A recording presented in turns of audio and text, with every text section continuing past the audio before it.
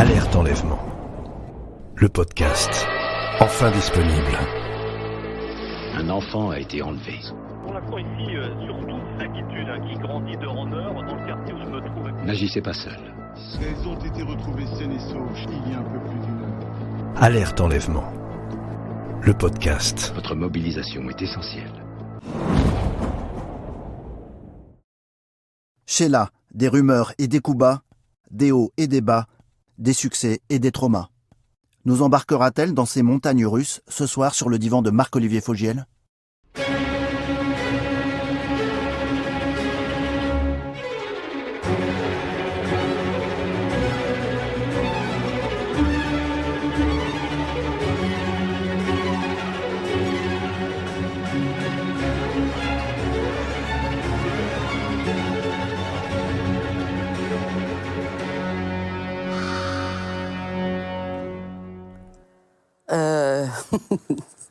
Pas trop dur d'être Sheila. Extraordinaire d'être Sheila et très compliqué à vivre. Voilà, c'est tout bête. Et je vous appelle comment ? Sheila ou Annie ? On se connaît bien. Ah, on se connaît pas mal. Bon, alors je pense qu'on peut passer sur Annie. Allez, bonsoir Annie. Bonsoir. Merci d'être là, d'avoir accepté de vous allonger sur ce divan. Peu de chanteurs peuvent se targuer d'avoir vendu 85 millions de disques dans le monde comme vous. Des succès en France qu'on va réentendre ce soir, Les Rois Mages, L'école est finie, mais aussi à l'international, Spacer ou Love Me Baby. Vous avez ce qu'on appelle un destin absolument incroyable, surtout lorsqu'on sait qu'à 14 ans, vous quittez l'école pour aider vos parents à vendre des bonbons sur les marchés. Est-ce que je peux commencer par dire que votre vie ressemble à un conte de fées ? Ça c'est une vie, c'est vrai que c'est une vie particulière, inattendue, que même en y rêvant comme une gamine, j'aurais jamais imaginé un destin pareil. Quelque part, au fond, si je suis honnête avec moi, je me dis que c'est quand même la vie dont j'avais rêvé. Et comme tous les contes de fées, il y a énormément d'épreuves. Un producteur qui vous propulse en haut de l'affiche et avec qui vous vous brouillez. Un mariage avec un prince charmant, Ringo, qui va prendre l'eau. Des hauts et des bas artistiques et financiers. Votre vie est évidemment marquée par la rumeur qui vous a énormément fait souffrir, qui a eu des répercussions sur votre vie de famille. Et sur votre équilibre, on a plein de choses à se raconter ce soir, Annie Sheila. Bon, on va voir si on a le temps de tout faire. En tout cas, Jean-Marie Perrier, le photographe de Yéyé, nous a dit « Ce qu'elle a vécu, aucune autre chanteuse ne l'a vécu ». Je pense qu'on m'a mis sur Terre pour voir jusqu'à quel point un être humain peut tenir aux épreuves. Je pense que c'est ça ma vie en Carrément. réalité. Ah ben non, mais moi j'ai une vie hors du commun, j'ai une vie extraordinaire. Oui, mais des épreuves, c'est plutôt négatif, épuisante. Épuisante. Et vous avez craqué mais que j'aime, attention. Hein. Mais vous avez craqué à un moment donné, tellement d'épreuves. Eh ben le truc, c'est que je craque pas.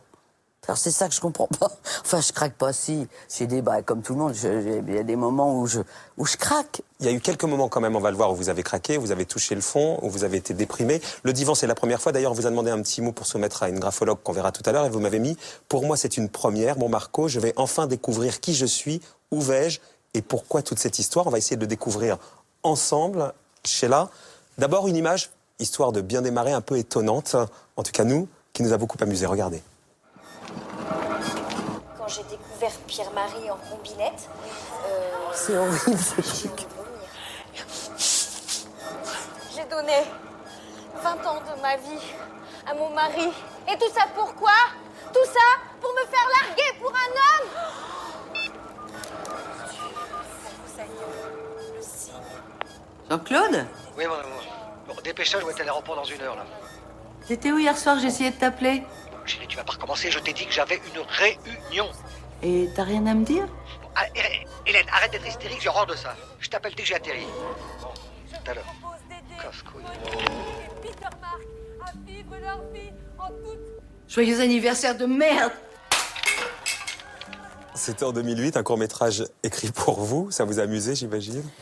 Ah bah oui, et puis moi le titre m'a amusé en plus, parce que ça s'appelle La Dinde. Donc voilà, j'ai dit, il n'y a qu'à moi qu'on peut proposer un truc qui s'appelle La Dinde. C'est pas... Je veux dire, on n'ose à personne. Moi, on ose. Et ben je l'ai fait. C'est vrai qu'avec vous, on ose un peu tout, Ouais. Sheila. Hein. Ouais. Ça, vous le ressentez ? Ah ben c'est pas que je le ressens, c'est que j'en suis parfaitement consciente. Je crois que c'est parce que j'ai été dans ma vie quelqu'un de trop honnête et trop gentil. Je crois que c'est ça. Donc avec moi, il n'y a pas d'interdit. On se permet absolument tout. Se moquer de vous ? Bah, se moquer, c'est déjà... on se moquait, c'est pas grave. Mais se moquer, on parlait de la rumeur. Je veux dire, tout est autorisé parce que c'est Sheila. C'est bizarre, mais c'est comme ça. On va essayer de comprendre pourquoi ce soir. On va revisiter évidemment votre parcours, essayer de voir vos traits de caractère, ce qui fait qu'à un moment donné, vous résistez malgré tout, malgré le rouleau compresseur qui passe sur vous. D'abord, je vais vous expliquer, Sheila, si je vous ai invité, c'est que... Eh bien, c'est que je me suis dit qu'après 85 millions de disques vendus et un pactole dont vous n'avez jamais vu la couleur, vous deviez avoir pris l'habitude de donner sans compter. J'espère que ce soir, vous allez, dans ce même élan de générosité, nous donner les clés de votre étonnant parcours, idole absolue d'une génération, bande-son de tout un pays et rebondissement digne des meilleures séries. Ça, c'est la première raison. La deuxième raison, c'est que vous êtes une martyre pop.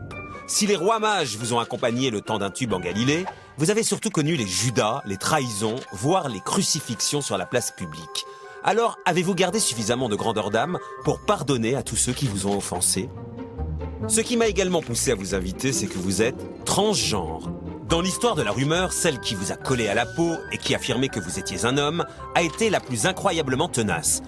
Une telle énormité aurait pu vous faire rire, elle vous a fait souffrir. Moi, ça m'a pourri ma vie. Tu m'entends ? Ça a pourri la vie de mes parents. Ça nous a isolés du monde. Parce qu'une rumeur, alors je t'en parle en connaissance de cause, tu ne l'effaces jamais. Tâche indélébile aux éclaboussures multiples. Pourquoi la célébrité a-t-elle dans votre cas si souvent pris le visage de la cruauté ?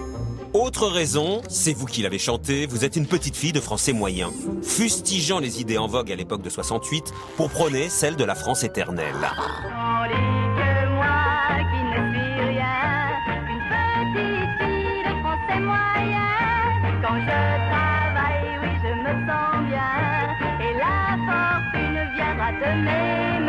Travail bien fait, famille unie, patrie heureuse. Pour votre image, Sheila, n'aurait-il pas mieux valu que vous chantiez la révolution plus que l'amour de la nation ?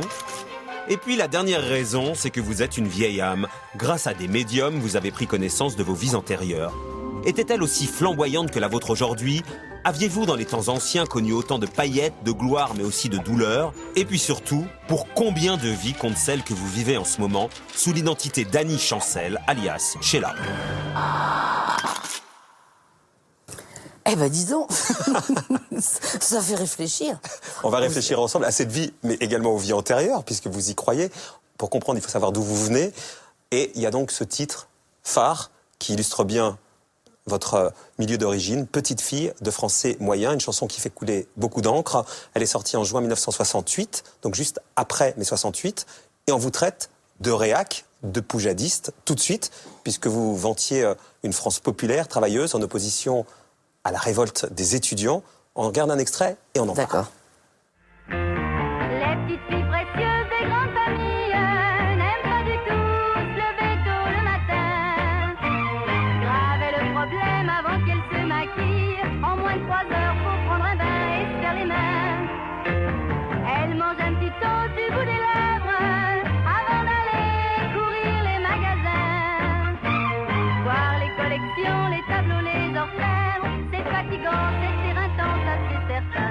Tandis que moi, qui ne suis rien, une petite fille de français moyen, quand je travaille, oui, je me sens bien, et la fortune viendra de mes mains.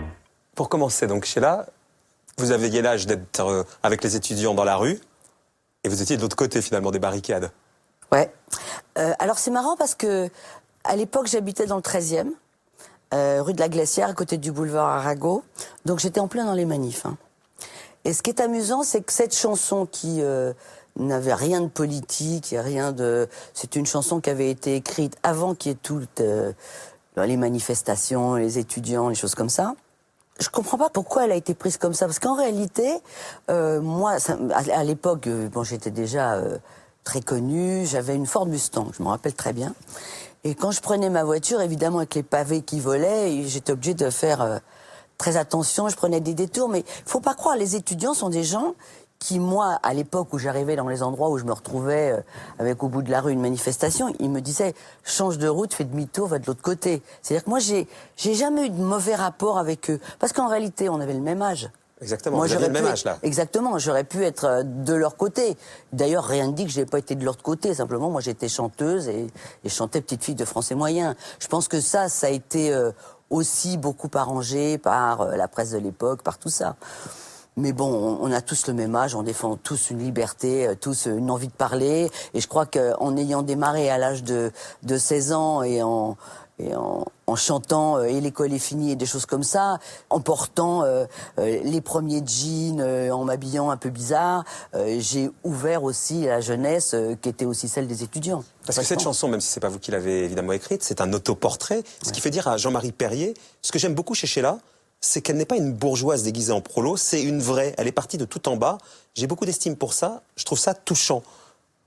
Ben, c'est vrai. C'est moi, dans ma famille, il n'y a pas de musiciens, il n'y a pas de gens qui sont dans le milieu artistique du tout. Moi, je viens d'une famille de commerçants. Micheline et André Chancel, donc. Voilà, fière de l'être.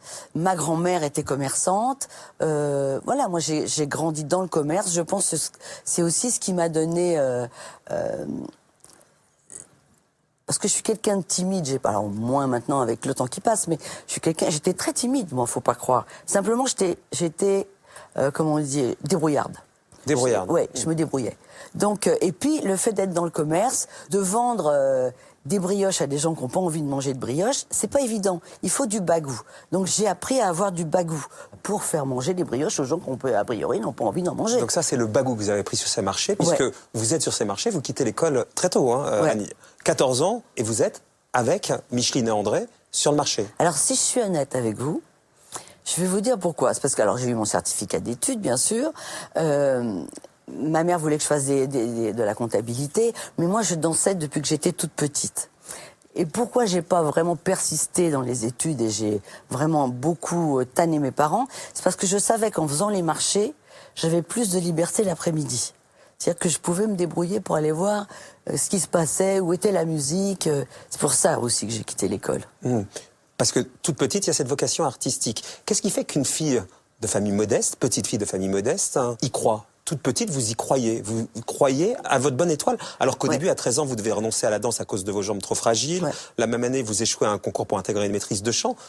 Les épreuves de la vie, entre guillemets, ou en tout cas les signaux négatifs, ça vous arrête pas ? Non. Moi, je pense sincèrement que quand on a quelque chose qui vous tient à l'intérieur, au fond, il faut se battre pour l'avoir. Et moi, je dis qu'on finit par l'avoir. Je trouve que le pire ennemi de la vie, c'est le doute. Moi, je ne veux pas me créer de doute. Alors, ça ne veut pas dire que j'en ai pas. C'est mentir. Mais je ne veux pas les voir. Moi, je veux y arriver et je vais tout faire pour y arriver. Donc, il faut dire que vous avez des parents qui croient en vous. C'est des parents plus qu'aimants. Ils misent un peu tout sur vous, ces parents. J'ai eu la chance, ça c'est ma plus grande chance, d'avoir des parents, d'abord qui sont beaux, déjà, parce que quand je les vois, ils sont magnifiques. Mais j'ai surtout eu des parents qui ne m'ont pas coupé les ailes. Ils m'ont toujours vraiment cadré. J'étais très cadrée, moi. Mais ils ne m'ont jamais enlevé mes envies. Ils se sont dit, laissons-la faire. De toute façon, après, j'aurais fini sur les marchés. J'étais pas dans la rue, j'avais toujours quelque chose à faire. Mais ils m'ont pas enfermé à la maison, ils m'ont pas dit non, tu ne fais pas ça, ils m'ont laissé vagabonder, mais vagabonder parce que j'étais bien, vous savez, bien cadrée et que j'allais pas faire de bêtises. J'ai fait très peu de bêtises dans ma vie, moi. Très, très peu. Avec des parents qui croyaient en vous, vous avez même dit, est-ce que je n'ai pas raté mes parents ? Évidemment, vous les aimez plus que tout, mais peut-être que si j'avais pris le temps, ou si nous avions parlé d'autre chose que de ce foutu métier, j'aurais pu les voir et les regarder différemment. Vous disiez, quand je suis devenu Sheila, papa s'est mis à vivre à travers moi. Il est devenu le digne et fier représentant de son idole de fille. Est-ce que ça, d'une certaine manière, c'est pas un manque ? Le jour où Sheila est née, tout l'équilibre de ma famille a été changé. Parce que mes parents, pour eux, ils faisaient encore les marchés, mais pour eux, déjà j'enregistre, c'est-à-dire que j'arrivais à aller presque au bout de ce que j'avais espéré. Je faisais un disque, j'avais ramené un premier chèque à mon père, je me rappellerai comme si c'était hier. Pour moi, c'était moi j'ai eu l'habitude de faire les caisses, de compter les pièces, de faire des piles de... Vous voyez ce que je veux dire ? J'ai été élevée comme ça, moi, avec des gens qui ont ramé pour gagner leur vie. Donc moi, le jour où je suis arrivée avec un premier chèque, où j'ai réveillé mes parents qui faisaient encore les marchés, pour donner ça à mon père, Voilà, pour moi, ça a été la plus belle des choses. Il était fier? Ah, mais mon père... Alors, mon père, c'est quelqu'un qui était un ours. Il m'a dit une fois je t'aime, c'est quand il a été opéré d'un rein, dans les vapeurs de l'anesthésie. C'est la seule fois de sa vie où il m'a fait, je crois, une des plus belles déclarations d'amour. Mais mon père, vous vous rendez compte, sa fille, quoi. Mais c'est ça aussi qui fait, je pense, que quand je dis que j'ai raté mes parents, j'ai vécu avec mes parents. Mes parents, je leur dois ma vie, je leur dois mon équilibre, je leur dois mes racines, je leur dois d'être solide comme je suis. Moi, j'ai vu ma maman, par exemple, là je la vois, donc j'y pense. On faisait les marchés un matin et elle a fermé la porte. On était en camion, il faisait -5, enfin bon, on cassait la glace pour installer l'étal et tout ça. Et j'ai vu ma maman fermer la porte du camion sur son pouce. Bon, évidemment, on dit faut que tu ailles à l'hôpital, machin et tout. Mais moi, j'ai vu ma maman avec le pouce, vous imaginez la douleur. Et ben, elle a fait toute sa matinée parce qu'elle voulait pas qu'on se retrouve qu'avec mon père tous les deux. Je veux dire, quand vous êtes élevés comme ça, c'est un modèle de vie, de force, Moi, ma mère, c'est une sainte. Vous disiez, quand je suis devenu Sheila, mon père n'en revenait pas. Vous êtes devenu Sheila à l'âge de vos 16 ans, puisque le fameux Claude Carrère, votre producteur de l'époque, et Jacques Play, qui vous avait repéré, puisque vous étiez avec un groupe qui s'appelait les Guitar Brothers, vous repèrent. Ils décident de vous baptiser Sheila, en référence à une chanson de Lucky Blondeau. Et là, ça démarre pour vous. On regarde déjà quelques images de vous, chanteuse. Donne-moi ta main et prends la mienne. La cloche a sonné, ça signifie là où est à nous que la joie vienne.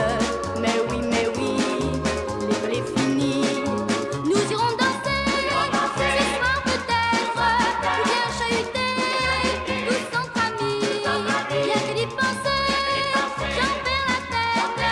Mais oui, l'école est finie. Quand un garçon dans la rue rencontre un de ses copains, on lui siffle un petit air qu'il connaît plus ou moins bien pour l'appeler. Il envoie un truc qu'ils ont mis au point, le sifflet des copains. Le sifflet des copains.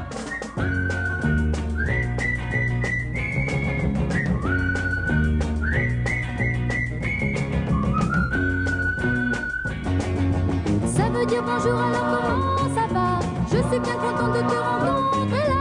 Si tu t'ennuies, viens faire un tour avec moi. C'est ça le sifflet des copains. Tous les copains, je ne vous oublierai jamais. Et toute la vie, nous serons toujours des amis. Et tous ensemble, on est bien. Tous ensemble, on est bien, car on suit le même chemin. Pam, pam, pam, pam, pam, comme les rois mages en Galilée.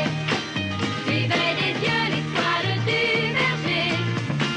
Je te suivrai, où tu iras, j'irai, fidèle comme une ombre, jusqu'à destination. Comme les rois mages en Galilée. Suivez des yeux l'étoile du berger. Je te suivrai, où tu iras, j'irai, fidèle comme une ombre, jusqu'à destination. Non, mais les tapis. Non, mais au-delà les des tapis, quand même. vous, Sheila, vous avez 18 ans, l'école est finie, il reste 5 mois numéro 1. Comment, tout d'un coup, on vit ce succès qui dépasse d'ailleurs la chanson? Tout devient fou. Je crois qu'en réalité, je crois qu'on n'est pas dedans, quoi. Moi, je me rappelle très bien, comme je débarquais, hein, là, je savais rien faire, je suivais ce qu'on me disait de faire, j'essayais de bien faire mon travail, de bien être à la télé souriante. Mais si vous regardez bien, là, je regarde ça avec du recul, moi, j'aime pas me regarder, mais parce que moi, je vois que les défauts. Mais si vous me regardez, vous voyez bien que c'est Titi, quand même. C'est Titi qui arrive, qui est posé là, avec sa coquille sur la tête, et qui sait pas ce qui lui arrive. C'est ça. Et moi, je ne sais pas ce qui s'est passé. Je ne me suis pas rendu compte. Mais regardez la tête que j'ai. Et franchement, je suis mignonne. Mais on voit bien que... Voilà, je ne sais pas ce qui se passe. Et je n'ai pas su pendant très longtemps ce qui se passait. Parce que je voulais bien faire mon travail. Je ne pensais qu'à une chose, c'est être à la hauteur de ce qu'on me demandait de faire. Ça fait partie aussi de mon éducation. Et j'ai pas vu. Ce que j'ai vu, si. Alors, ce que j'ai découvert, c'est que je pouvais plus aller chercher mon pain, je pouvais plus aller me promener dans la rue, j'étais entourée de gens partout, j'ai commencé à découvrir les gens qui couchent sur mon tapis devant chez moi, les gens planqués dans mon parking. Alors, après, il y a une autre étape qui est l'étape de la peur. Ça fait peur. Ça fait peur parce qu'on perd sa liberté. Donc, il y a ça, il y a un côté, d'un coup, un succès étouffant. Bah oui. Attends, moi, j'ai pas eu 18 ans.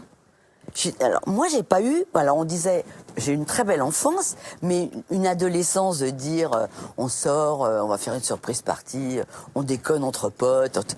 Moi, j'ai pas eu ça, moi. Du tout? Ah non. Je travaillais toute la journée.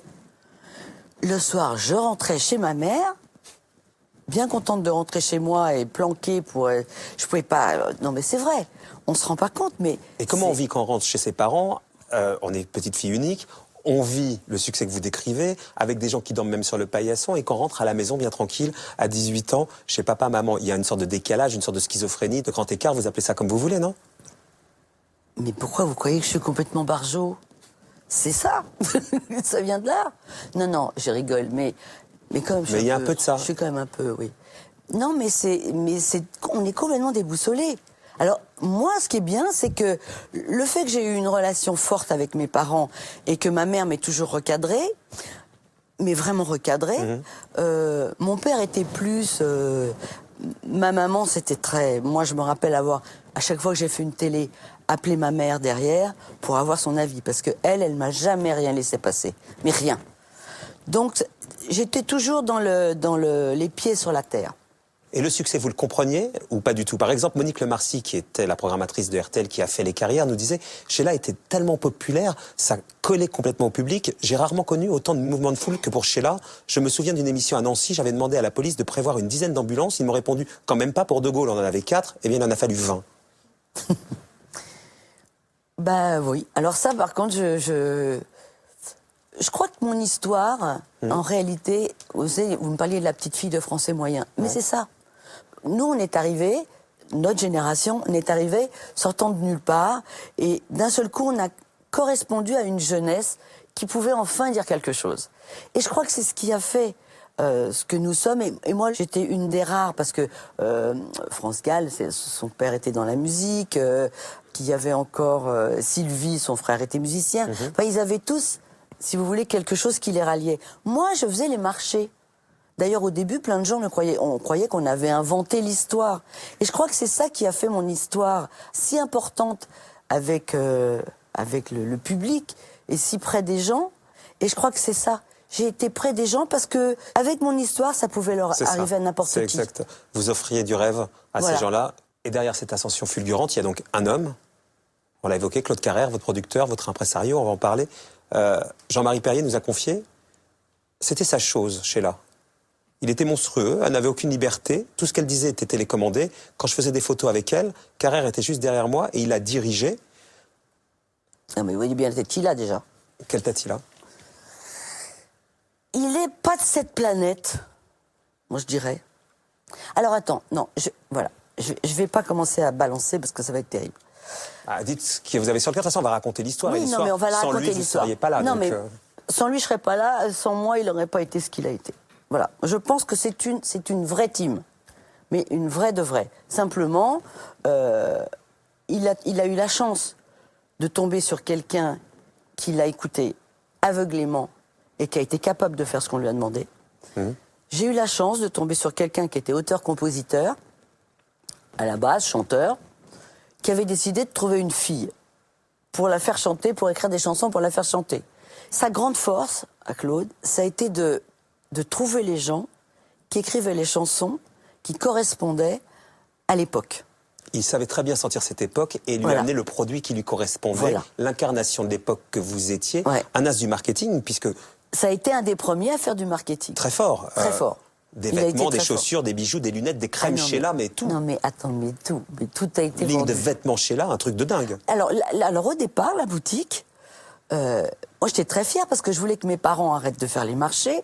Donc, moi, comme j'aimais la mode, comme toutes les filles qui se respectent, je m'étais dit, on va monter un truc de mode, je ferai des dessins et mes parents vont arrêter de faire les marchés. Et puis, en réalité, pas du tout. Parce que là, Claude a dit, mais non. Non, parce que... Non, Micheline, il faut que vous vous occupiez d'elle, parce que sans vous, là, c'est la fin des haricots. Donc, évidemment, ça n'a pas été ma mère qui était à la caisse. Hop, c'est parti en vrille. Mon père, normalement, il est directeur de cette boutique, quand même. Eh ben non. Non, parce que mon père, faut qu'il accompagne sa fille. Parce que quand même, c'est Monsieur Chancel, il accompagne sa fille. Enfin, tout a été emberlificoté. Moi, comme je suis pas vicieuse pour dessous, moi j'ai dit, bon, mais bien sûr, au fond, il a peut-être raison. Et puis surtout, je ne pense pas à ce genre de choses. Je suis pas une vénale, c'est mon grand drame dans ma vie. Je ne suis pas vénale. Je ne pense pas au pécunier. Vous voyez ce que je veux dire? À ce moment-là, pas du tout. Vous dites pas combien tout ça peut me rapporter. Vous avez quelqu'un qui vous dit non mais tu t'inquiètes de rien, je gère tout, c'est la famille. Attends, mais voilà, pour moi c'était mon grand frère. Vous voyez ce que je veux dire? Moi je l'ai rencontré, j'avais 16 ans. Je sortais de chez mes parents. J'ai vu un monsieur qui m'a emmené, qui réalisait mon rêve, qui me faisait chanter, qui me faisait danser. Ça marchait. Parce qu'au départ, on ne sait pas si ça va marcher ou pas. C'était quand même, avec sa baguette magique, quelqu'un qui a transformé votre vie, ce Claude Carrère. Mais bien sûr. Mais moi, je ne dis pas le contraire. Mais j'ai transformé la sienne. Ce que vous lui reprochez, on va y venir plus tard, c'est de ne pas vous avoir payé en conséquence et finalement d'avoir beaucoup mieux vécu que vous, et que quand vous lui avez réclamé des comptes, finalement, il ne vous a pas fait l'échec qu'il aurait dû, selon vous. Il vous a donc fabriqué, il s'est servi de votre vie pour créer le personnage. Quand je dis qu'il s'est créé le personnage, c'est que, par exemple, il vous a éloigné de la scène. Ah, ça, c'est autre chose.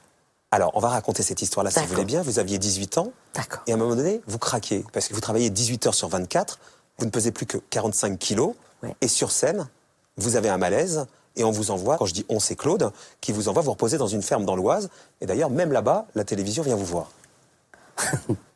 Eh bien, Sheila, qu'est-ce qui s'est passé exactement?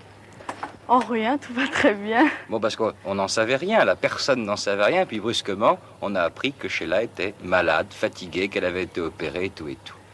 Ben oui, j'ai été malade, quoi, mais tu sais, ça peut arriver à tout le monde. Enfin, maintenant, je me suis reposée et ça va beaucoup mieux. Ça a été une intervention assez longue, non? Assez délicate, quand même? Oh, j'ai été opérée, mais ça s'est très bien passé. Maintenant, tout va très bien. Surtout quand je me repose au soleil, comme ça, c'est agréable.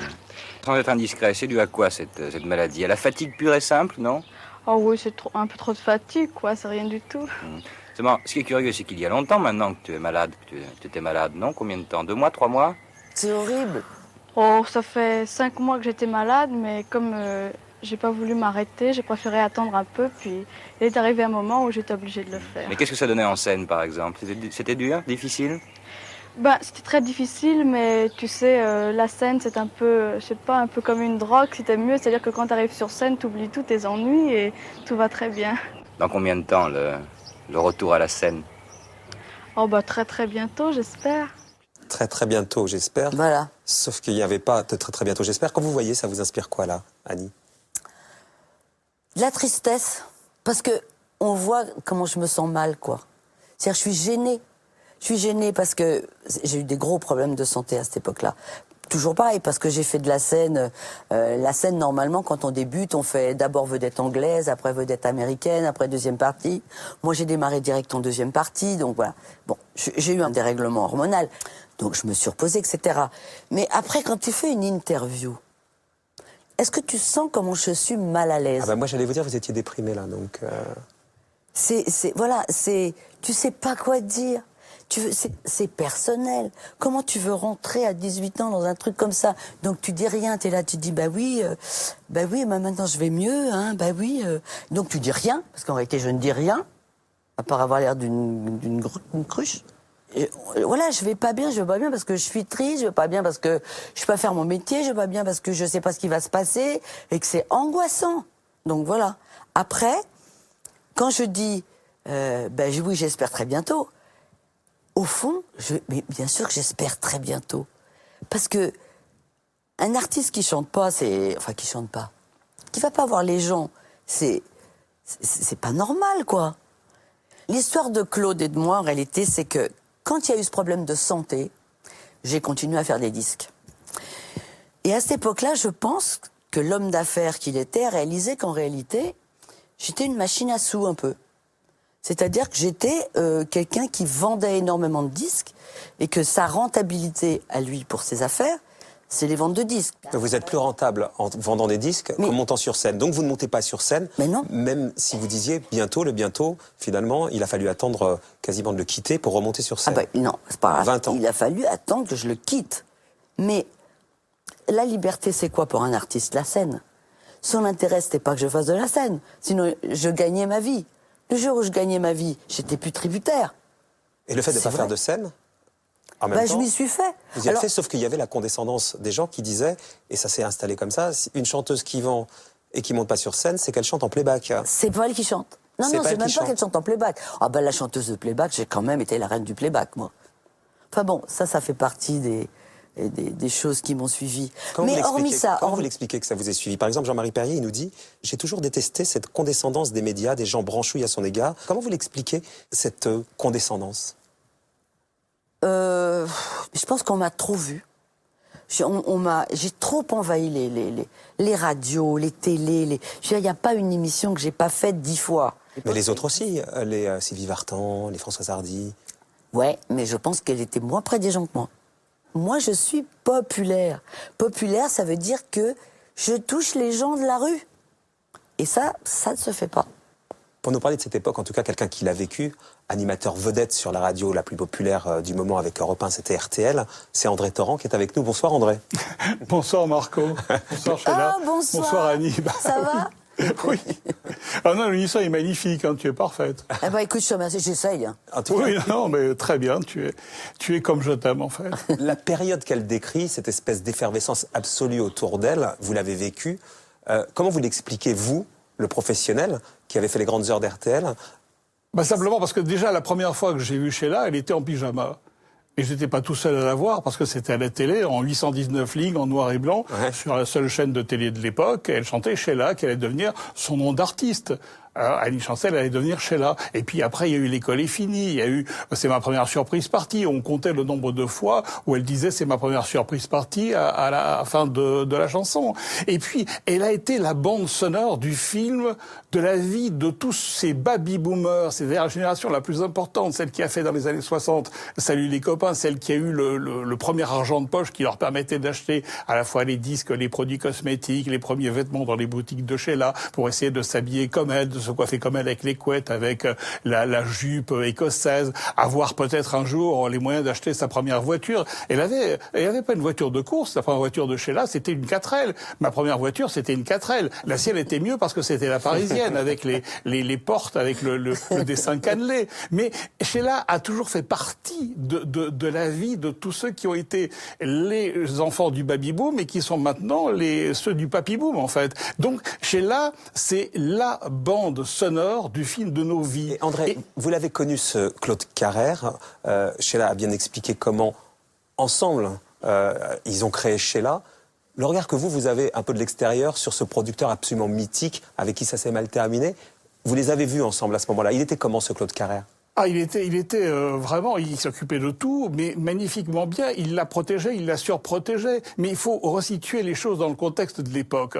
Il y avait 2 chaînes de télévision, il y avait 4 radios, et dans les chaînes de télévision, en fait, si on faisait Guy Lux, Drucker, Les Carpentiers et Daniel Gilbert, on avait fait le tour. Donc en fait, l'idée de Carrère, c'était de faire comme Elvis Presley. Le colonel Parker avait décidé pendant 20 ans que Elvis ne ferait que des films, ne tournerait pas. Et puis ça arrangeait bien le colonel Parker puisqu'il était immigré clandestin hollandais. Il pouvait pas quitter les États-Unis, donc il pouvait pas faire de tournée mondiale. C'est pas mal vu ça, non? Non, c'est bien vu, surtout que là, d'un seul coup, tu me dis ça et je me dis, mais Carrère, il n'aimait pas prendre l'avion, c'est peut-être Ben voilà, ça. exactement, Voilà, c'est une bonne raison. C'est toujours des raisons très très égoïstes. Mais moi, ce qui m'a fait plaisir, c'est qu'un jour, tu as décidé de faire de la scène et là, tu as prouvé que tu en étais vraiment capable. En plus, ce que tu as fait aux États-Unis, il faut savoir quand même que Sheila est la seule chanteuse française qui a été classée au Billboard. Alors ça, évidemment, elle a dansé avec Jane Kelly, quand même. On va y venir tout à l'heure, ça, évidemment, André Torrent. Sur le côté condescendant avec avec toute une partie, notamment de la presse, qui se moquait de la chanteuse qui ne chantait pas ou qui chantait en playback. Vous l'avez vécu aussi. Comment elle réagissait à ça? Aujourd'hui, elle a pris de la distance, ça l'atteignait. Oui, mais Sheila, elle l'a bien expliqué, Annie. C'était un bon petit soldat. Sheila n'est jamais arrivée en retard à une émission. On n'a jamais paniqué. Elle ne nous a jamais fait de caprice. Elle n'a pas demandé qu'on tende de roses bonbons sa loge pour l'accueillir. Donc, c'est vraiment ce qu'elle est profondément, ce qui a fait que les Français se sont reconnus en elle ou l'ont adoptée. C'est quand même, Sheila est, dans les familles françaises, un membre de la famille dont on est fier. Oh, t'es mignon. C'est vrai. C'est gentil. Merci beaucoup, André Torrent. Merci, bisous. Salut. Bye. Sheila, encore quelques mots, évidemment, de ce Claude Carrère. On a appelé Albert M. Salem, qui a dirigé les variétés d'Europe 1, d'Antenne 2. Un grand nom, qui vous aime beaucoup. Il dit Carrère l'a quand même faite, il lui a donné toutes ses chances, elle a tout eu, elle a dépensé des fortunes. À New York, elle menait une vie de millionnaire. Mais le problème, c'est qu'il n'y avait pas de contrat solide. Mais Carrère l'aimait profondément, elle était de sa famille, elle pouvait tout prendre. Vous diriez qu'il était de votre famille? Ah bah, c'est donc le copain de Claude alors, hein? On est d'accord. C'est pas forcément le copain de Claude, il était témoin d'une époque. Non mais attends, Albert, je connais Albert par cœur et j'adore Albert. Je trouve que c'est vite résumé simplement. Alors, quand il dit elle était toute sa famille, parce que c'est quand même ça qui m'intéresse. Franchement, c'est une conception de la famille qui n'est pas la mienne. Il a fait des erreurs humaines qui pour moi sont terribles. C'est-à-dire que il n'a jamais été capable déjà de venir me voir sur une scène. Permettez-moi de vous dire que ça résume bien le sujet, parce que quand même, ce mec-là, j'y ai donné 25 ans de ma vie. Quand je l'ai appelé et que je lui ai dit « Mais Claude, quand même, ça me ferait plaisir que tu viennes me voir. Voilà, j'ai envie de voir, que tu vois ce que je fais aujourd'hui. » Il m'a répondu « Mais moi, je sais ce que tu es capable de faire. » Ben voilà, ça résume le rapport humain qu'on avait. C'est-à-dire que lui savait, s'il savait, et qu'il m'a pas fait faire de scène avant, c'est donc un escroc. Parce qu'il n'a pas le mérite de se dire « J'ai peur pour elle et j'ai peur qu'elle n'y arrive pas. » Vous voyez ce que je veux dire? Je vois bien. Ce que je vois surtout aussi, Sheila, c'est que, même si on voit que vous avez pris la distance avec tout ça, et c'est ce qui m'intéresse ce soir, puisque c'est la raison pour laquelle vous êtes sur ce divan, c'est que tout ça n'est pas passé, malgré tout. Quand je prends les quelques mots d'Albert Salem, immédiatement vous dites, c'est donc l'ami de Claude Carrère. Mais bien sûr. On sent que ce truc-là, aujourd'hui, est toujours là. Mais bien sûr que c'est là. Parce qu'il est parti, et il est parti sans me dire un mot. Mais on a eu une vie extraordinaire. On a vécu des choses que des gens rêveraient de vivre. Et il n'a jamais été capable de dire, écoute, tu sais quoi? J'ai fait une connerie, voilà. Mais sache que... Eh ben non. Et donc ça, c'est toujours présent aujourd'hui, c'est ça qui m'intéresse. Moi, c'est mon plus grand... Non, mais moi, c'est mon plus grand regret. C'est parce que je trouve que c'est terrible. J'ai su par Internet qu'il était mort. Non, mais attendez, faut quand même réaliser les choses. Vous trouvez ça normal? Eh ben moi, ça correspond pas à l'idée que je me fais de la vie. Il y a une chose qui m'échappe et qui fait que, en effet, on n'était pas sur la même planète. Donc, et à la différence, je voudrais juste dire à Albert que c'est pas ça faire partie d'une famille. Donc moi, ce que je retiens, et pour avancer, c'est que vous n'avez rien soldé, en fait, avec lui. Et c'est ça qui reste encore. Vous n'avez pas pu solder les choses correctement. Mais parce qu'on n'a rien pu se dire. D'accord. C'est quand j'ai perdu mes parents, j'ai donc perdu ma maman, mon papa à 16 jours d'intervalle. Et évidemment, c'est quand même tout qui s'effondre. Hein. Et Yves Claude était toujours là et Yves, c'est votre mari, le producteur qui l'a donc remplacé, Yves Martin. Excusez-moi. Non, allez-y. Bon, Yves l'a donc appelé, il a une jolie pensée, en lui disant, écoute Claude, voilà, elle vient de perdre sa maman, son papa, je pense qu'elle serait heureuse que tu sois là. Il est venu pour l'enterrement de mon père, et je lui ai dit, tu sais Claude, aujourd'hui, dans mon histoire, il n'y a plus que toi. Enfin, dans ma vie, quand on a pu son père, quand on a pu sa mère, on a pu ses racines. Moi, je suis fille unique, donc j'ai pas de frères et de sœurs. Donc, pour parler de ça, j'ai plus que toi. Pour parler de mes parents, j'ai plus que toi. Et mais il n'a pas entendu ce message. Vous voyez ce que je veux dire? Là, on est en 2002. Oui, il n'a pas entendu. Il n'a pas entendu ce message. Pour lui, voilà. Il avait un commentaire à faire sur des choses qui n'avaient aucun intérêt, mais l'humain, voilà, les sentiments, le cœur, la vie. Et vous, Sheila, vous êtes allée à son enterrement? Non. Non. Non, parce que ça aurait été... j'aurais été pourquoi? Pour faire bien? Non, c'était pas ma place. Moi, à partir de l'instant où on m'avertit pas, qu'on oublie que quand même des personnes qu'on peut prévenir, c'est quand même moi, pour les raisons qu'on connaît, bon, je vois pas pourquoi je serais allée là-bas, non. Il est très présent sur votre carrière encore aujourd'hui, on l'a bien compris. Il a été également présent pour un autre épisode, évidemment, de votre parcours qui a été très dur. On va l'évoquer maintenant. C'est cette rumeur, en 1964, on vous a vu tout à l'heure, dans ces images où vous étiez si mal, vous êtes victime donc d'un malaise sur scène à Roanne, vous avez 18 ans, vous ne pesez plus que 45 kilos, et là, vous êtes à Saint-Raphaël, et Gérard Devilliers, auteur de SAS, journaliste à l'époque à France Dimanche, vient vous interviewer, et vous lui confiez, puisque vous étiez spontané, que pour lutter contre un dérèglement hormonal, vous preniez des hormones mâles. Et vous découvrez la une de France Dimanche, dans la foulée, Sheila risque de devenir un homme. Oui. Déjà, à votre avis, pourquoi est-ce que ce journaliste ou l'équipe du journal a décidé de titrer ça? Alors, là, c'est Sheila risque de devenir un homme. Ouais. Mais enfin, ça s'est quand même terminé par Sheila est un homme qui s'est fait opérer, l'opération a réussi. Avec le temps, on oublie. Tout ça a été bien entretenu, je pense, par lui et par Claude, puisque même Gérard Devilliers le dit en télé. Regardez, il le dit à cette occasion-là chez Thierry Ardisson. On faisait des unes sur Sheila toutes les semaines, à peu près, à la demande de son impresario Claude Carrère. Et puis un jour, Guy Goujon, qui était le rédacteur en chef, on a été voir Carrère, on n'avait pas d'histoire, etc.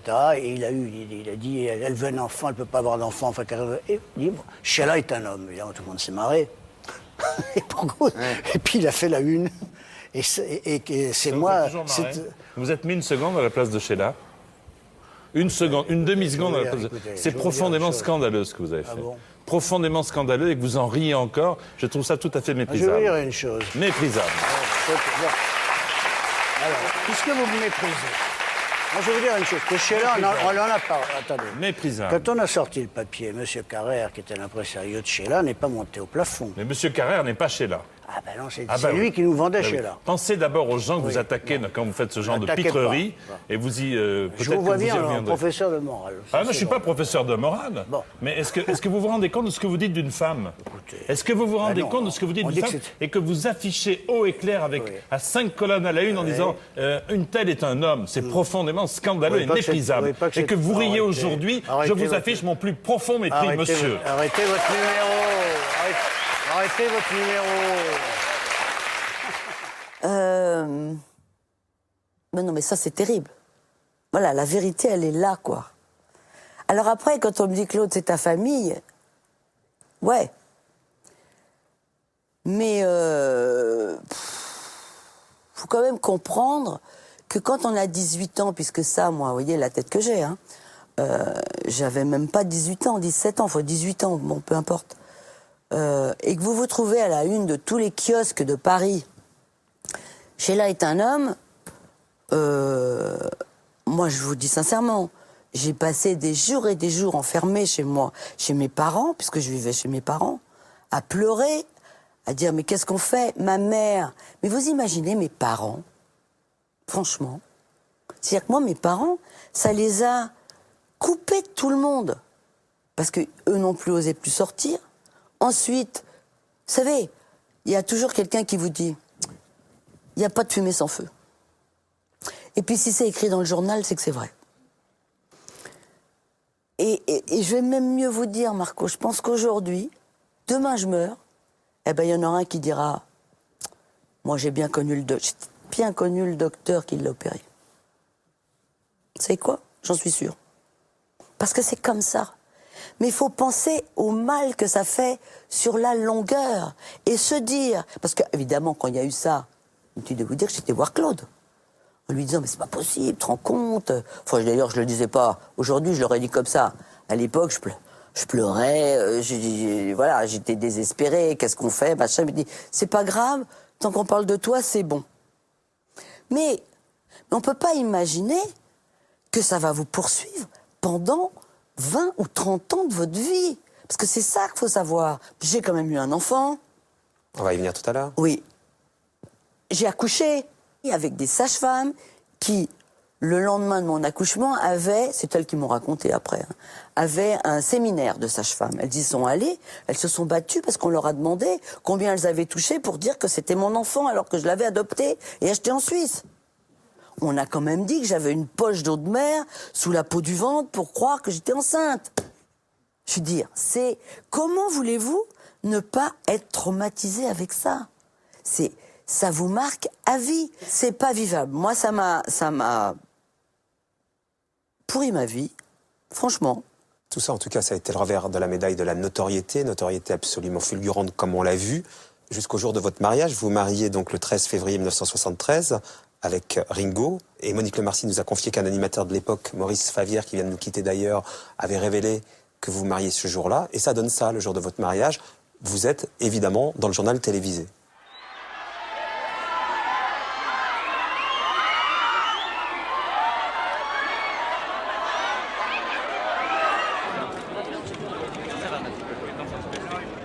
S'il vous plaît, nous écoutons Monsieur le curé.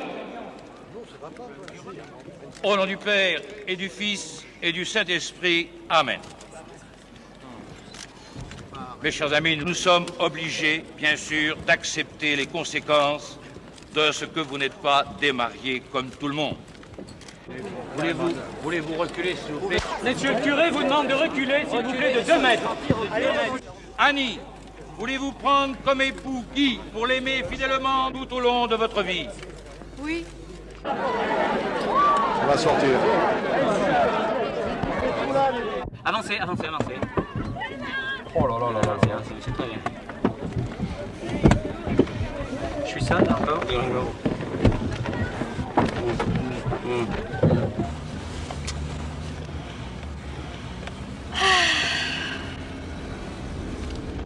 Oh là là là là, quelle journée. Oh là là là, quelle journée. Non mais franchement, tu crois que c'est un mariage, ça? C'est le vôtre, en tout cas. Oui. Mais bon, vous avez bien vu la tête que je fais quand je suis à l'église. Je veux dire, moi, j'ai été effondrée, je vous dis sincèrement. Parce que, voilà, ce mariage, je l'avais préparé, on avait choisi des musiques, il y avait des fleurs plein l'église. Enfin bon, voilà, pour moi, c'était un jour très, très important. Moi, je suis très romantique, donc j'étais là, voilà, c'est beau, machin, on s'aime, on s'adore, enfin bon. Mais après, on arrive là, déjà, on peut pas monter les marches, parce qu'il y a trop de monde. On est obligé de rentrer par la sacristie. On rentre, alors d'un côté, c'est le festival de Cannes avec tous les photographes. De l'autre côté, il y a les gens qui poussent, il n'y a plus une fleur, il n'y a plus un Saint-Pierre, Saint-Paul, rien du tout. Les gens, ils sont accrochés aux colonnes. Non mais franchement, vous passez, vous vous faites arracher dans tous les sens, les roses, dans les fleurs, le machin, le truc. Non mais, et vous croyez que là, vous pensez à l'amour, mais vous dites au secours, quoi. C'est ce qu'il y a dans vos yeux, au secours. Ouais. Mais voilà, c'est au secours. Mais regardez la tête de mon père. Mon père est complètement effondré. Mon père, il marie sa fille. Attends, et moi, je vais éclater en sanglots. C'est ce que j'ai fait en rentrant dans la sacristie, en sortant de ce truc. Et je suis tombée, éclatée en sanglots dans les bras d'un flic. Parce que j'avais perdu mon mari. Oh, je l'ai perdu très tôt, faut savoir. Non, je rigole. Et ce mariage, il était sincère ou il était arrangé? Ah non, alors ça, par contre, ça m'énerve. Ça m'énerve. J'ai lu une interview de Ringo qui dit on s'est jamais aimé, on s'est vu un quart d'heure dans notre vie et tout. Mais il est dégueulasse. Mais c'est dégueulasse, mon vieux, faut que t'assumes. Ok, ça s'est très mal terminé, c'est pas grave. Mais faut pas salir Ça a été une jolie histoire et t'as pas le droit de cracher dessus. Voilà, ça c'est dit, c'est fait. Bon, alors... Ça a duré 6 ans, ce mariage? Non. On s'est mariés en 73. Et vous avez divorcé en 79. Oui, mais divorcé. Mais on s'est séparés avant. Ludo est né en 75, ça commençait déjà à merdouiller là, quoi. Ah oui, donc ça a duré 2 ans. Voilà, on a été ensemble avant, mais on n'en parlait pas parce que ça faisait pas bien. Ah là là là là, quelle histoire. Mais comment voulez-vous pas être cinglé après des trucs pareils? Non, non, je vous jure. Et aujourd'hui, Mais bon, Ringo, ouais. c'est qui pour vous? C'est qui pour moi? C'est-à-dire que moi je l'ai jamais revu, donc voilà, j'espère qu'il est en bonne santé, parce que c'est tout le mal que je lui souhaite. C'est un mauvais père. Ça a été un père inexistant, et voilà, maintenant notre vie, vous savez, c'est des couples qui sont ensemble, qui se séparent, ça arrive à tout le monde, c'est pas grave, moi vraiment, voilà, c'est comme ça. Mais la façon dont vous le décrivez, c'est un mauvais père, c'est ce que vous dites là ce soir. C'est pas un père. Il est inexistant. Il a été inexistant. Et vous, aujourd'hui, quelle mère vous êtes? Puisqu'on connaît tous les problèmes qu'il y a eu avec votre fils Ludovic, ça a même terminé devant la justice. Vous l'avez accusé de vous harceler, il a été condamné pour ça. On connaît ses problèmes, en tout cas de l'époque, avec la cocaïne. Il s'est montré violent avec vous. Il a tout raconté dans un livre. Quelle mère vous êtes aujourd'hui? Vous avez pu renouer? Alors, Ludo, il a 40 ans, 41 ans, il vient d'avoir. Donc c'est un homme. Voilà, on a eu une relation très fusionnelle quand il était petit, qui a duré très très longtemps. Il est parti sur des chemins qui n'étaient pas les bons pour lui. Ludo, ça restera toujours mon fils. Maintenant, les choses internes, c'est entre lui et moi, et je préfère ne pas en parler. Moi, je ne veux pas que vous me racontiez les choses internes, mais on voit à quel point vos parents étaient importants pour vous. Ouais. Comment vous, on voit d'où vous venez depuis tout à l'heure, la fille simple qui aime ses parents, comment elle vit d'être en rupture avec son fils? C'est ça qui m'intéresse en fait. Non, ce qu'il y a, c'est que quand je regarde ma vie et quand je parle de ma vie, je suis quelqu'un qui est très seul au fond, parce que j'ai eu énormément de trahisons. Ce qui est difficile, c'est de vivre sous le regard des autres. Quand on est monsieur ou madame tout le monde, des histoires dans les familles, des mères qui s'engueulent avec leurs fils, des parents qui... Ça existe tous les jours. Un gamin qui va tomber le nez dans la poudre, ça existe tous les jours et ça existe encore aujourd'hui. Donc voilà, c'est pas quelque chose de plus extraordinaire. Simplement, on touche à quelqu'un qui est connu. Après, ça part dans le média, et le média fait que d'un seul coup, ça prend des proportions qui auraient peut-être été différentes si on avait été une famille normale. J'entends tout ça. Et vous, ça veut dire que vous vivez comment ça? Le fait de vous être isolé, notamment de lui? Non, mais on se parle avec Ludo. Publiquement, par exemple, pour vos 70 ans, le 16 août 2015, il a publié un message. Il est évident que pour moi, le 16 août a été une date spéciale, malgré un conflit qui nous sépare. Elle reste pour moi ma maman avant tout. Je lui souhaite la santé, l'amour, la paix et le meilleur pour l'avenir. Je suis très heureux pour elle de l'affection que toute la France lui touche pour ses 70 printemps. Et je terminerai juste par quelques mots. Je t'aime, ta pilule. Oui, parce que ça a été ma pilule. Il a été ma pilule pendant très très longtemps. Pourquoi il met ça sur Facebook? Dites-moi. Je ne sais pas. On n'a pas besoin de Facebook. On n'a pas besoin de ces trucs-là. S'il a mis sur Facebook, Sheila, c'est qu'il ne pouvait pas vous le dire en face. C'était une façon de vous le dire. Par exemple, pour cette émission... Mais pourquoi Attendez, j'ai un téléphone. Oh. Non, mais attendez. J'ai un numéro de téléphone. Alors, il m'a souhaité mon anniversaire, je rassure tout le monde. Il l'a fait. Mais ce petit mot qu'il écrit là, il n'est pas obligé de le mettre sur Facebook. Nous, pour préparer cette émission, Sheila, il avait demandé d'être dans le public. On n'a pas voulu parce qu'on ne savait pas quel était le rapport que vous aviez avec lui aujourd'hui. Ça vous aurait fait plaisir ou pas du tout? Mais c'est ridicule. Pourquoi il va être dans le public? Enfin, il va entendre sa maman raconter son histoire qu'il connaît par cœur, qu'il a vécu, qui sait, il veut quoi? Il a peur de quoi? Il va pas avoir peur de sa mère. Mais est-ce que vous rêvez de pouvoir reconstruire avec lui quelque chose de doux? Alors, ça se fera. Ça se fera. Bien sûr que ça se fera. Mais franchement, j'ai une blessure, quoi. Moi, j'ai tout donné à mon fils, moi. Tout donné, ma vie, tout. Et je trouve qu'il n'a pas le droit de me faire ça, Ludo. C'est vrai qu'aujourd'hui, je suis honnête avec vous, à la fois j'ai envie de le voir, et à la fois, il y a un truc qui me gêne. Parce que voilà, il a pas été comme il devrait. Une maman, ça se protège.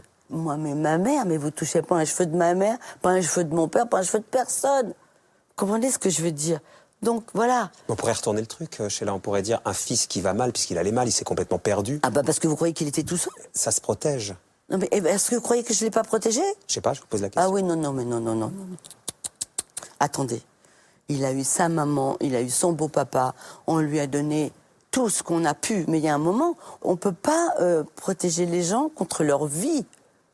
Sa vie, il l'a faite. C'est pas moi qui ai écrit un bouquin. Moi, j'ai un enfant qui est un bel homme maintenant. Moi, je veux qu'il soit heureux dans sa vie. Je veux qu'il ait sa vie, je veux qu'il soit heureux. Je veux qu'il se réalise. Qu'il arrête de penser que sa mère s'appelle Sheila. Il a une maman, il a été aimé, il a été choyé, mais qu'il oublie Sheila. Qu'est-ce qu'on s'en fout de Sheila? C'est sa maman. Il m'appelle pour me dire qu'il m'aime. Voilà. Je lui dis que je l'aime.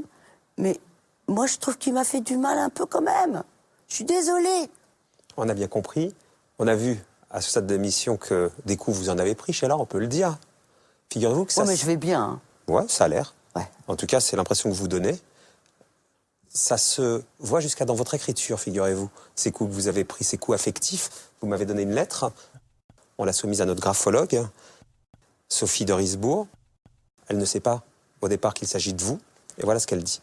Quand je découvre cette écriture, ce que je vois en priorité, c'est une écriture à une grande dimension, une grande zone médiane qui investit largement l'espace, une écriture étalée avec des grandes majuscules, un P avec un panache, un J prométhéen, des gestes lancés sur les barres de thé. Ça signe une personnalité très active, très dynamique, qui a envie d'entreprendre. Il y a un côté qui m'aime me suivre dans l'écriture, de quelqu'un qui a envie de laisser sa trace, laisser un impact, et qui aime aussi d'ailleurs entrer en scène, qui aime briller avec un grand besoin quand même de reconnaissance, de valorisation à travers les actions qu'elle entreprend. Alors ce qu'on voit aussi dans cette écriture, on s'intéresse beaucoup aux lettres affectives. Alors les lettres O, A, on en voit certaines qui sont cabossées, comme si la personne avait quand même reçu des coups dans son existence et que la vie n'avait pas forcément été linéaire. Mais à côté de ça, il y en a d'autres qui sont bien remplies et qui permettent de donner une cohésion, comme on dit en psychologie, au moi en fait. Donc comme si cette personne avait quand même été protégée, soutenue par un environnement familial qui lui avait permis finalement de surmonter les difficultés et d'être assez solide pour faire front aux obstacles de la vie. C'est bien vu, hein. Franchement, c'est impressionnant, je trouve. Bah c'est ça.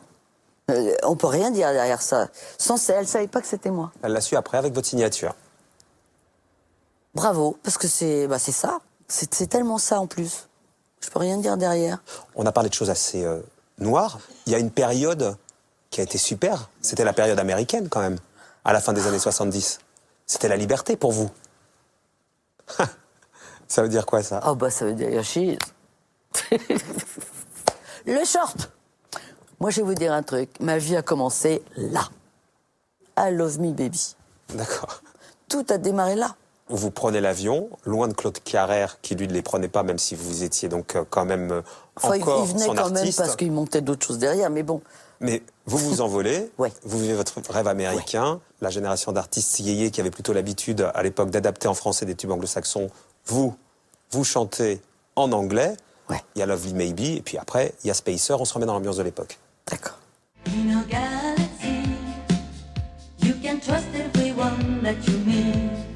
I'm so lucky, he's the only one I'll ever need. He's a spacer, a star chaser, a spacer.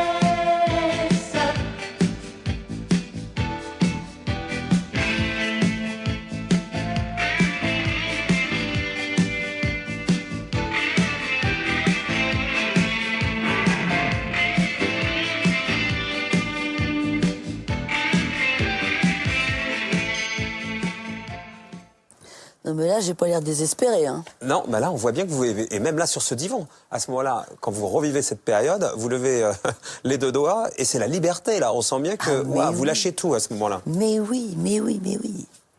Mais bien sûr. Bien sûr quoi? Enfin, vous étiez ce que vous vouliez être, hein. Mais enfin, je fais ce que je veux, là. Il n'y a plus personne qui m'enquiquine. On me lâche, je fais comme je veux. Je suis avec un groupe, on s'entend bien. On est heureux. Je chante, je danse. Carrère, il compte ses sous, il m'emmerde pas. Oh là là, mais qu'est-ce qu'on est bien. Non. Très belle époque. Belle époque parce que vraiment, je suis plus dans ma bulle. C'est ça. C'est fini, quoi. J'ai cassé le verre et vous savez, c'est la chrysalide et le papillon. Hein. Là, c'est terminé. Et puis, c'est surtout, j'ai cassé l'image. Et puis, moi, du coup, ça m'a ouvert un horizon, puisqu'après, on pouvait plus dire que c'était pas bien, parce que j'étais classée dans tous les hits. Après, bon, j'ai eu la chance de rencontrer le groupe Chic. Donc là, après, ça a pris une autre dimension, parce que là, d'un seul coup, j'ai quand même été produite par les plus grands. Nile Rodgers, évidemment. Et l'autre homme de votre vie, c'est Yves Martin, que vous avez rencontré pendant cette période-là, aux États-Unis, à Los Angeles. Il est compositeur et producteur. Ouais. Et c'est d'ailleurs lui qui va vous permettre d'arrêter la collaboration avec Claude Carrère. Il devient votre producteur derrière. Alors, je le rencontre dans une soirée. Il produit l'album de Gérard Presgurvic. Et donc, il faisait une écoute des playbacks, etc. Donc, j'arrive et j'écoute les playbacks qu'il a fait pour Gérard. Et là, je me dis, mais attends, ce mec, il a un truc. Il a quand même fait Chacun fait ce qui lui plaît. Qui a été quand même le premier rap français qui existait. Chagrin d'amour. Chagrin d'amour, voilà. Donc, il s'est inspiré de trucs, ça n'existait pas, ça a été le premier. Et là, alors, on se voit et je lui dis, voilà, moi j'aimerais bien faire un album avec vous. C'est le premier qui m'a dit, alors, je suis pas contre l'idée, mais à une condition. J'ai déjà je dis dans ma tête, il va me faire chier lui, je le sens bien. Et puis, il m'a dit, à une condition, c'est que vous fassiez de la scène. Et donc c'est lui qui vous réconcilie avec la scène. C'est le premier qui m'a dit, d'accord, mais on fait de la scène. Et donc c'était en 1985, la scène, c'était le Zénith, 5 semaines. Vous retrouvez la scène, on a vu à quel point la scène était importante puisque vous en avez été écarté dans les conditions qu'on a racontées. Cette scène, comment vous l'avez vécue? Parce que, on l'a su à l'époque, il n'y avait pas le monde que vous attendiez, comme ça a été long, c'était un peu clairsemé. Comment vous l'avez vécu? Mais attendez, mais c'est terrible. Vous voyez, une rumeur, ça en est une. Non mais attends. Exemple. On a eu des critiques dithyrambiques, mais dithyrambiques. Il y a, je me rappelle même plus celui qui a écrit ça, qui a dit, y a-t-il un spectateur dans la salle? Bon, alors, mais bien sûr que ça n'a pas été plein. On a fait un mois à 6000 jours. Alors, on n'a pas fait plein tous les jours.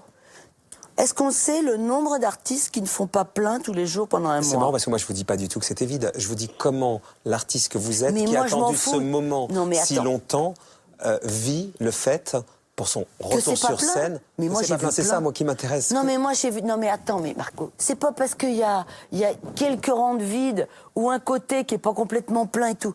Mais attends, mais moi j'ai vu plein tous les soirs. Je me suis éclatée tous les soirs. C'est ça. Vous avez vu le verre à moitié plein plutôt que le verre à moitié vide, d'une certaine manière. Mais bien sûr, c'était bien plein. sûr, ça aurait pu être l'inverse. Ça aurait pu être. J'ai non, tellement voulu y aller, et je ne vois que ça. Non, mais moi je ne vois rien. Je vois les gens qui sont là. Je vois mon spectacle qui est un spectacle extraordinaire. Et je dis pas ça pour être prétentieux. Je dis ça parce que c'est un spectacle extraordinaire. Je vois les musiciens que j'ai. Je vois comment ça se passe. Je vois des gens déchaînés devant moi qui chantent, qui dansent, voilà. Il y a 3 rangs de vide. Il y a un côté qui est pas plein. Eh ben vous savez quoi? Ceux qui sont venus, ils n'ont pas regretté le voyage. Et les autres, tant pis pour eux. En tout cas, il y en a un qui a des bons souvenirs, puisque c'est là où il est venu vous voir, je crois, pour la première fois. C'est un ami aujourd'hui. Il est directeur général de la chaîne D8. Il dirige les programmes de flux de Canal+. C'est Franck Apieto. Bonsoir, Franck. Bonsoir. Merci. Mon frérot. Tu es beau, mon frérot. Frérot, vous l'appelez? C'est mon frérot. Ça va, Serette? Oui, voilà. Franck, c'est comme ça que vous l'appelez, Serette? Oui, on s'appelle comme ça, oui. Frérot Serette, je pensais même pas que c'en était à ce point-là. Comment vous expliquiez que les plus proches dont vous êtes, c'est des gens, vous, la première fois que vous la voyez, c'est sur scène. Vous êtes au Zénith et c'est là où vous la voyez. Moi, j'étais fan de Sheila petit. C'était ma fée lumière. Voilà, donc j'aimais les combinaisons à paillettes. Je suis très époque 70. Et évidemment, comme beaucoup de gens de ma génération, on a adoré le virage disco. Et puis, Sheila au Zénith en 85, évidemment, ça ne se rate pas. Et je suis sorti, j'ai appelé ma mère et je lui ai dit, j'avais raison. Et comment de là, Franck, oui. On devient ami avec Annie, et expliquez-moi, vous qui la connaissez bien, comment se fait-il qu'autour d'elle, les gens qui comptent pour elle, c'est des gens qui ont votre profil, qui l'ont connue dans ces circonstances-là? Alors, moi, je l'ai connue en télé, parce que donc je fais ce métier. Sheila est incontournable dans ce milieu, donc un jour j'étais extrêmement heureux de la recevoir dans une émission. Ça s'est très mal passé. Voilà, on s'est détesté pour tout vous dire. Je l'ai trouvée mal aimable, elle m'a trouvé snob. Donc c'était catastrophique. Voilà, c'était là pour de bon, c'était pas la bonne surprise, c'était la mauvaise surprise. Comme elle était dans l'actualité forcément et que je m'occupais d'une autre émission, elle est revenue. Et c'est elle qui a eu et l'intelligence et l'élégance de me tendre la main. Et après, enfin, on a découvert qu'on avait un univers au-delà de l'univers musical de Sheila, et une sensibilité qui était quelque chose de commun. Voilà. Une sensibilité, une hypersensibilité, c'est ce qui vous rapproche. À la fois une hypersensibilité et une très grande force. Vous l'avez vu ce soir, j'ai écouté toute la soirée. C'est une force, Sheila. Voilà, c'est quelqu'un qui travaille, qui ne renonce jamais. Elle est très drôle, et on aime rire dans la vie. Elle a un côté hédoniste. Et après, elle est aussi... vous pouvez vous coucher à 4h du matin, elle est levée à 7h. C'est une force, vraiment. Elle dit qu'elle est seule. Comment vous l'expliquez? Alors moi, je la vois pas seule parce qu'on est, on est ensemble. Non, on n'a pas beaucoup de vrais amis dans la vie, de toute façon. Donc, ce qu'elle dit, c'est la prise de parole d'une artiste. Mais je pense qu'il y a beaucoup d'artistes qui pourraient dire la même chose. Elle a une sincérité. C'est quelqu'un qui ne ment pas. Voilà, je sais même pas si elle a vraiment compris totalement ce qu'était Sheila. Moi, j'ai entendu Sheila est une marque. Oui, vous avez raison. Marco Sheila est une vraie marque, mais elle s'en rend pas compte. Elle reste toujours très humble. On parlait de la chanteuse à playback. En fait, si vous prenez les télés de Sheila, elle a très souvent chanté en direct, mais ça, elle s'en rend pas compte non plus. Voilà. Je pense que, en tout cas, c'est vrai que nous, quand on est ensemble, Sheila, elle est à côté. Elle est à côté. La deuxième partie de carrière de Sheila, on a vu la première, fulgurante. La deuxième, elle a été plus confidentielle d'une certaine manière. Comment vous l'expliquez? Alors, plus confidentielle, oui, mais parce que si l'époque change. Au bout d'un moment, les radios libres se multiplient, le choix grandit. C'est plus difficile pour une femme de faire une carrière très longue que pour un homme. Un disque de Sheila... de plus ou de moins, je vais me faire tuer par les fans, mais c'est pas son Graal. Elle a envie de chanter, donc évidemment, si on lui fait des nouvelles chansons et belles chansons, ça sera très bien. Et surtout, si elle peut les porter sur scène. Je sais qu'aujourd'hui, ce qui lui fait plaisir, c'est d'aller chanter sur scène au contact des gens, parce que justement, elle a connu cette frustration pendant toutes ces jeunes années. Alors, il va y avoir la tournée H-Tand, on va en parler tout à l'heure, et puis vous êtes sur scène aussi quand vous le pouvez toute seule. Est-ce que vous êtes allé voir ces adieux sur scène en 89 à l'Olympia? Ouais, j'ai détesté. Pourquoi? Parce que je trouvais que c'était un mauvais choix. Voilà. Il m'a engueulé. On va regarder les images. Alors, si vous voulez bien, on va les regarder ensemble, Franck et Annie. Les images, on est en 89. Vous décidez de tirer votre révérence, vous quittez la scène, et c'est les adieux de Sheila, donc, à l'Olympia.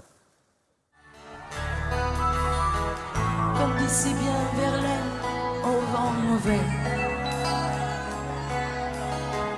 Je suis venue te dire que je m'en vais. Tu te souviens des jours heureux et tu pleures.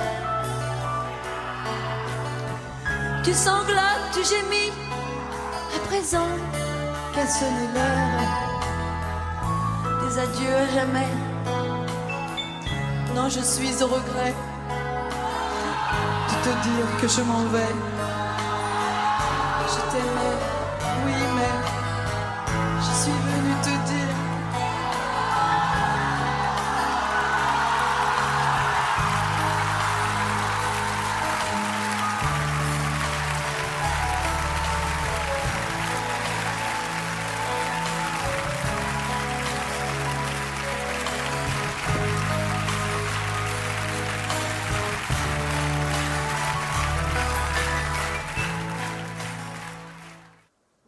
Annie, quand vous voyez ça vous inspire quoi?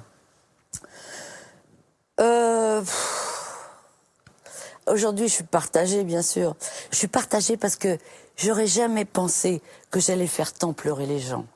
C'est ça qui me touche. Moi, j'ai fait ça, j'ai pensé à moi. J'ai pensé à me dire, faut se retrouver au milieu de tout ça, faut arrêter, comme disait Franck, de faire du disque, arrêter.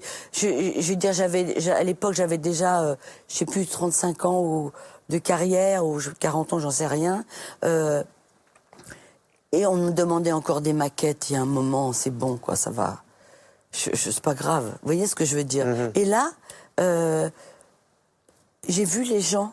J'ai commencé à réaliser quel rapport, ce que j'étais pour les gens. Mon but, c'était pas de faire pleurer des gens. C'était de partager. C'était au contraire de partager.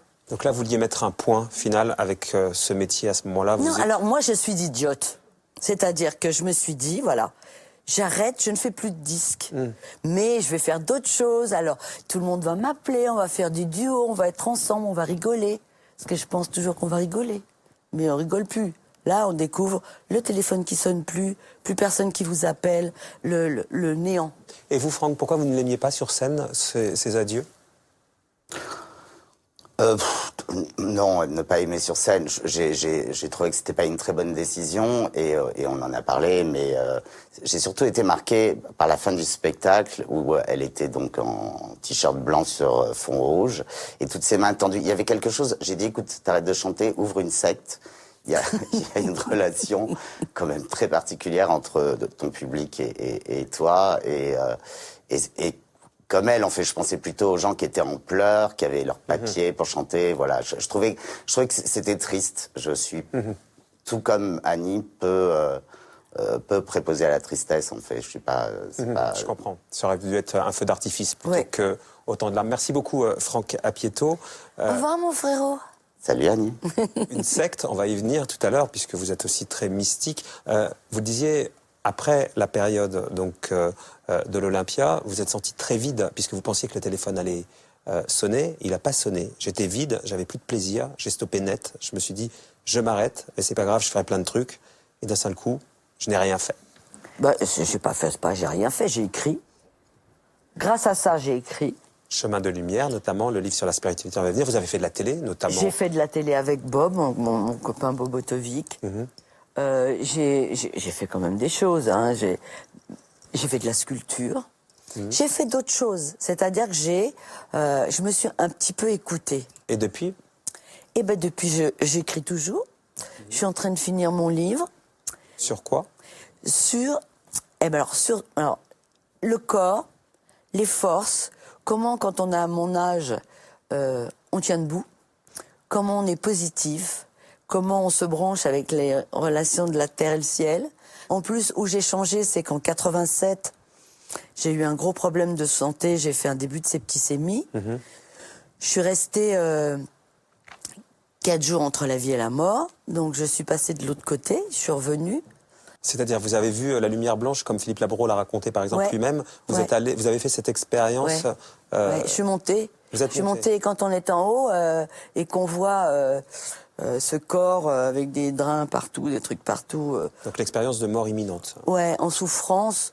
Évidemment, on n'a pas envie de revenir. Hein. Et après, il y a un moment où on vous dit, je ne sais pas, mais voilà, mentalement, on revient différent. Parce qu'évidemment, les priorités changent.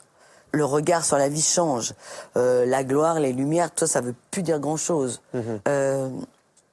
J'ai toujours cru aux vies antérieures. Toujours, oui, ça, vous avez toujours été même quand j'étais branché. j'ai toujours été branchée là-dedans. Vous dites d'ailleurs que vous avez été moine tibétain dans une vie antérieure. Alors, je le dis parce que j'ai fait du rebirth. Le rebirth, c'est avec un thérapeute, entre guillemets, qui vous ramène dans des vies antérieures et vous avez pu découvrir que vous avez été moine tibétain à travers cette technique. Voilà. Ça veut dire que vous n'avez pas peur de mourir, puisque vous allez être réincarné. Oui. Donc ça veut dire que vous allez vers la vieillesse de façon sereine. Ah non, mais je suis pas vieille encore. On a oublié de vous le dire. Ma grand-mère a vécu 104 ans. Donc pour vous, dans votre tête, vous êtes programmé au moins pour ça. Vous savez quoi? Moi, voilà, on a une force au-dessus de nous. On n'est pas tributaire de nos vies. Nos vies sont programmées. Le jour où c'est notre jour, c'est notre jour. Et on ne peut pas en décider. En sortant d'ici, quels vont être vos projets? Il y a cette tournée Achetendre et Tête de Bois. On va regarder des images parce que vous l'avez déjà faite, cette tournée. Puis vous allez le refaire puisque Christophe de Chavannes a repris la production et donc ça va redémarrer l'année prochaine. On va vous voir déjà à l'époque puisque vous étiez avec d'autres artistes sur scène. Les copains, je ne vous oublierai jamais. Toute la vie, nous serons toujours des amis. Tous ensemble, on est bien. À travers les années, un incroyable succès. La 4e saison de la tournée commence très fort. Depuis 2006, déjà près de 2 millions de spectateurs en France. Résultat, un grand bain de légèreté et une confirmation. Ils sont tellement mieux que ceux d'aujourd'hui qu'il n'y a pas photo. Hein. On retrouve nos 20 ans, nos 30 ans, maxi. Hein. Ça rappelle notre jeunesse. Ils sont tellement mieux que ceux d'aujourd'hui. Excellent. Vous y retournez. On imagine bien que ce dont vous rêvez, c'est pas forcément ça, c'est d'être seul sur scène, non?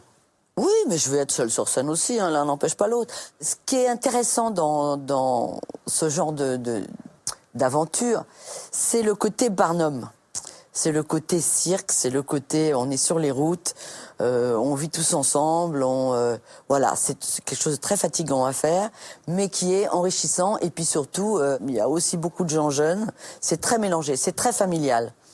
Pour conclure, il vous arrive d'avoir des rêves encore, je sais pas, de cinéma, de théâtre, de comédie musicale? Ah non, mais moi je suis un rêve ambulant, mon bon Marco. Ah ben, dites-moi alors. Alors, mon rêve vraiment, c'est un petit peu ou de cinéma, ou de série télé, ou de trucs comme ça, parce que j'ai pas assez touché, ça me ferait plaisir. Ouais. Le fond du fond, pour moi, le summum, ça serait une comédie musicale. Ouais. Après, ça peut être... Tu sais, moi, je suis assez barjot pour dire je vais aller faire des conférences. Hein. Ah ouais? Ah ouais. Sur la spiritualité? Ouais, sur les forces. Expliquer aux gens ce qu'ils ont à l'intérieur d'eux qu'ils n'utilisent pas. Parce que tout le monde a la même chose. Il suffit de le savoir. Déjà, on m'a appris que j'avais une petite lumière. Puis après, on m'a dit où était l'interrupteur. Mais le jour où on a ça, mais attendez, la vie change. Voilà, ma vie, c'est un rêve. Je fais plein de rêves en me disant, je vais essayer d'en réaliser quelques-uns avant de mourir. Moi, je vous dirais que la meilleure façon de ne pas vieillir, de ne pas voir le temps qui passe, c'est de rêver. C'est de se dire qu'il n'y a pas d'impossibilité, sauf celle qu'on se crée. Et de se dire que avec l'amour, tout est possible.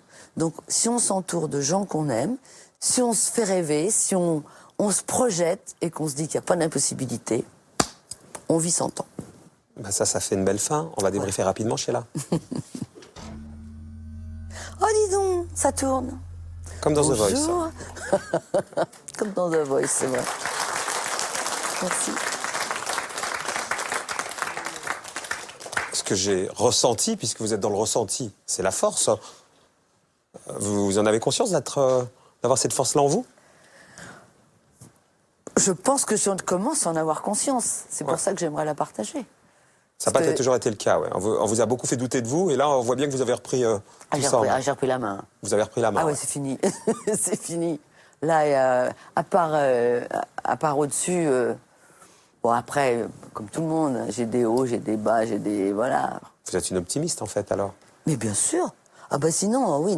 Mais vous vous rendez compte, moi, j'ai jamais bu, je n'ai jamais tenté de me suicider, pour ainsi dire, pas drogué. Enfin, comment ça, pour ainsi dire, pas drogué? Moi, j'ai fumé 3 pétards comme tout le monde. Sheila a fumé 3 pétards comme tout le monde. Bah non, mais je sais pas. Je vous dis, donc, j'ai fumé 3 pétards comme tout le monde. Donc, je veux dire, mais croyez-moi qu'avec tout ce qui m'est arrivé, j'aurais pu mal finir. J'avais mes anges gardiens au-dessus de ma tête. Dont un certain Stanislas, d'ailleurs, ange gardien. Oui, Stanislas. Qui est quelque part là-haut et qui... Ah il est là, mais il est assis à côté. Il n'est pas là. Stanislas est là. Mais Stanislas est là. Il est sur le bord du fauteuil. Pour vivre heureux, vous complétez? Pour vivre heureux, positivons. Merci. Annie? Je vous en prie, mon cher Marco. Pour vivre heureux, positivons. Merci beaucoup.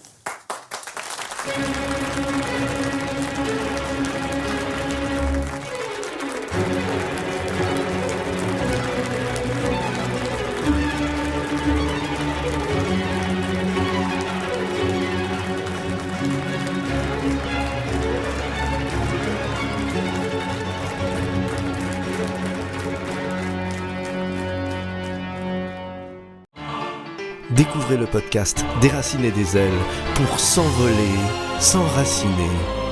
Déraciner des ailes, le podcast, disponible sur toutes les plateformes.